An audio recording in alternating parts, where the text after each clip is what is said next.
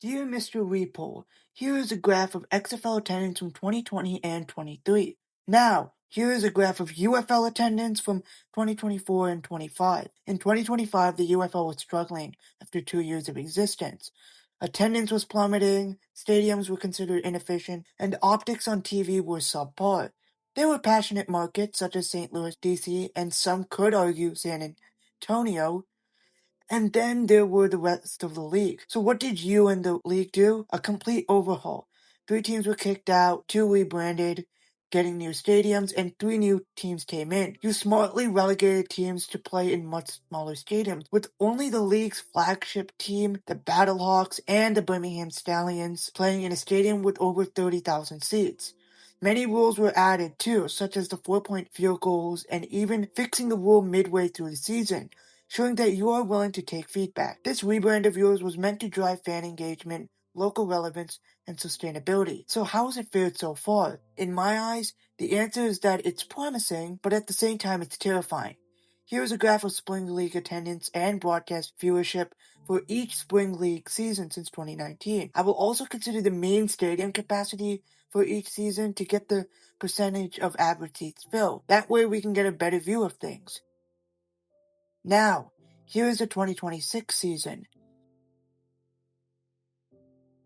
So, if we take the last 5 weeks of the season, the viewership is over 700,000, but the counts for 4 games are incomplete, so we'll see. Despite having fan experience as a major priority of yours, it's unfortunately clear that there seems to be major problems plaguing the league, and if they don't get fixed soon, and nor do you consider the advice that many fans have echoed, the UFL may not survive longer. To start, many peers and I believe that the biggest problem ailing the league is that marketing isn't doing enough. This is a common sentiment among the fan base, and it's obvious based on the attendance. For any entertainment organization, marketing is key, and it doesn't start by hanging up a few billboards on I-95 or I-70, making a few amount of social media posts. Rather, you need to go all out. To put it bluntly, if people barely know you exist, then what's the point? With the elephant in the room addressed, I would personally like to recommend my own suggestions on how to improve the league. Of course, you are free to choose what suggestions you believe are the best, and you don't have to agree with all of them. With that out of the way, here is my first suggestion. Number 1. Stop with the cable networks. This is purely from a broadcast standpoint. Here's a graph of 2026 viewership for each game. Notice that this year, ABC had the highest viewership, followed by ESPN, which, while it is a cable network, was followed by Fox. In fact, every single game with 1 million plus viewers in 2024 and 25, the highest averages came from ABC and Fox. Every single game with at least 1 million, no, scratch that. 800,000 viewers from the 2024, 25, and 26 seasons were on an antenna network. All but 2, in fact. Both of those games were in the 2024 season. Heck, if we want to go all the way back to 2020 and 2023 XFL seasons, we see that the highest average per game came on ABC. So what do I suggest you do? Lean more to OTA networks. I'm not saying that cable/satellite is bad, but the math clearly shows that antenna is more favorable. While on the topic of broadcasting accessibility, another idea that could work but may raise eyebrows is streaming. Perhaps Prime should stream games. If, say, the Storm vs. Battlehawks is on Saturday night, a primetime slot, then the game should be on ABC or on Prime. If you put this specific matchup on Prime during like 7 p.m., it could easily eclipse over 2 million and maybe over 2.5 million instead of being bottlenecked on NFL Network. While my viewership estimates are rather extremely optimistic, streaming in Fox instead of FS1 would do wonders. Though, while doing research, I did find that Amazon Prime rights would be hard to obtain due to ownership and broadcasting conflicts. That being said, the league has an alliance with ABC, which is owned by Disney. Therefore, Disney Plus and Hulu could be realistic streaming options. Suggestion number 2. Build new fans, or really just those who don't watch football. On several convos on online spaces, I initially suggested the idea of focusing on women, and just women, though that was a lapse in judgment. While one could argue women are indeed an untapped market, it shouldn't just be explicitly them.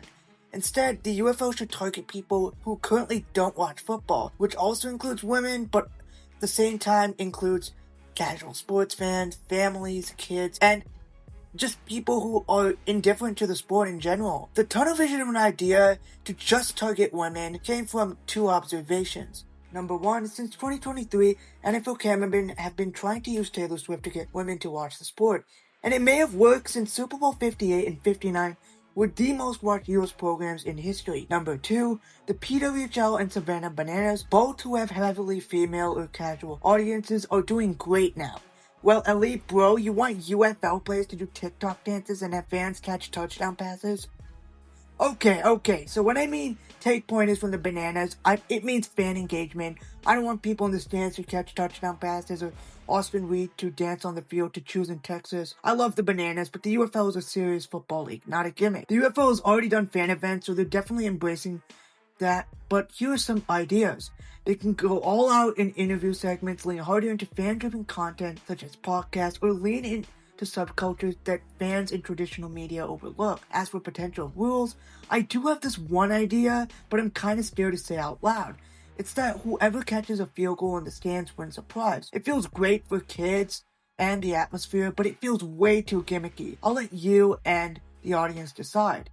But when you go to a Bananas game, you're not supposed to care about who wins. Rather, you're supposed to have a good time. And that, my friends, is exactly the low-pressure environment your girlfriend, best friend, brother, or child needs in order to get in the game. Don't get me wrong, down-to-the-wire games with your favorite team and loved one can serve as a memorable moment, but the UFO should act as the beginning of a pipeline. After all, most adult casual fans have probably had ties to their college athletics. If you want to get someone into football, show a low-pressure environment with a more loose style of play.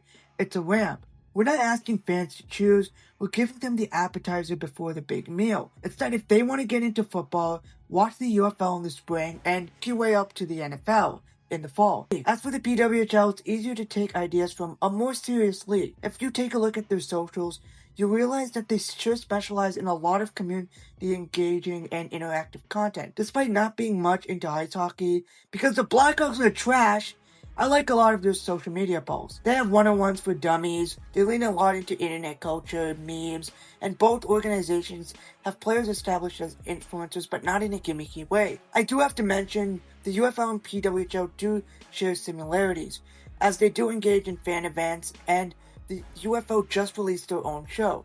So it seems like, intentional or not, they are trying to emulate the content, kind of. Again, it's not like the UFO isn't doing much, but looking at the numbers, they should take it further. Maybe instead of just showing locker room meetings, they should show behind-the-scenes workouts and preparations for a game through the eyes of a player, like a day in the life type of video, for example. Or another thing which both the Bananas and PWHL do, which ties into my first point, put the game live on YouTube. Now, the UFL can't put all games on YT due to how the TV deals are structured, but maybe a game or two. So you could have 1 week where 2 games are on Fox and ABC, then a game on Hulu/ESPN, and then a game on YouTube for free. Okay, that's great and all, but how do you get people to stay? Well, number 3, build grassroots. While the UFL does fan events, as already stated, alongside giveaways and have traditions such as the beer snake in DC, it still doesn't feel as if the team is ingrained into their respective cities. Now, I do have a couple of ideas on how that could change. For example, the UFL is supporting boys and girls flag football, and that's amazing. But instead of just putting a check, go interactive. Go all in. I want to see Luis Perez or Matt McCrane host a workout. Another idea is to co-brand merch with these flag organizations. And it might just work, as after all, people love supporting a group. And finally, fan zones. Not pre-game stuff, which the UFL already has, but like active fan zones during the game itself. Also, why is the league tarping the stadium? Not trying to be a jerk, I do understand supply and demand and all, but to me, it feels like you're throwing in the towel. Number 4, build real team identities. One of the biggest challenges facing the UFL that isn't usually talked about is permanence. What does that mean? Well, tying into the previous part, for many fans, supporting a franchise is an emotional investment. People buy merch, attend games, and follow players because have the notion that the team is part of their community. But right now, UFL teams still feel temporary. When a fan sees a franchise disappear, relocate, rebrand, yada yada, can you really blame them for not getting attached? Why even get attached in the first place? I ain't saying relocation expansion is bad. The 2026 overhaul made sense from a business standpoint, and we've seen these moves bear fruits in several markets. The objective should be simple. Keep teams in the same markets, develop traditions unique to each market such as the beer snake, lean in on all rivalries, and most importantly, give fans the confidence that their team is here to stay. Sports history shows that fans often care as much about identity as they do about winning. People go to sporting events regardless of pedigree, not because of the product, but because the team has become part of the local culture. Look at the Battlehawks. They did embrace the team initially due to pettiness from the NFL, but as time went on, the team became their team. The UFL should work towards that same feeling in every market. In short, if the UFL can combine stronger marketing, better broadcast accessibility, stronger fan engagement, especially towards casuals, deeper grassroots connections, and long-term franchise stability, then attendance and TV numbers will likely improve. Elite Bro, you do realize this costs a fortune. Yeah, of course. Every such adjustment requires investment, and when you combine all these together, the price tag is definitely there. But here's another thing. Sitting around and doing nothing also costs money too. The reality is that spring football is competing for attention, not just against the NFL, but against other sports, Netflix, TikTok. I don't know wonders why. Basically any form of entertainment. Again, if people don't know your product exists, they can't buy tickets. If they do know you exist, but you don't make the effort to cement yourself as the part of the city's culture, fans won't buy tickets. And if they can't find games on TV, they won't watch. Every success story on sports invests in growth before it reaps the benefits. The question isn't whether the UFL can afford to spend the money. The UFL has shown to adapt, and we've seen in the last year. And making difficult decisions is what every sports organization has to go through. The question to you, sir, is that whether the league is willing to take the next step. Every idea won't work. Some will fail while others exceed expectations, and some will never be attempted. But the UFL doesn't need to be the NFL. Simply put, it needs to become something fans trust, something communities embrace, and that's something that people will look forward to every spring. That's all that's really needed. But, as a wise man once said, that's just a theory. A sports theory. Regards, Elite Bro.